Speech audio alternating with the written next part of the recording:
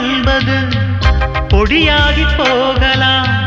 பொன்னாரமே நம் காதலு பூலோகம் தாண்டி வாழலாம். ஆகாயம் என்பது இல்லாமல் போகலாம்.